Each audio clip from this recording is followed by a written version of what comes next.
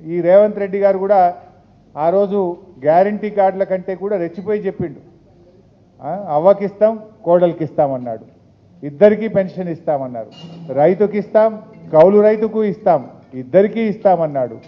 ఎన్నికల ముందేమో రజనీకాంత్ లెక్క మాట్లాడిండు, ఎన్నికలు అయినాక రేవంత్ రెడ్డి గజనీకాంత్ లాగా మారిపోయింది. ఈరోజు ఇవాళ ఇప్పుడు అన్ని కటింగ్లే, ఏది చూసినా కటింగ్లే పెడుతుండు.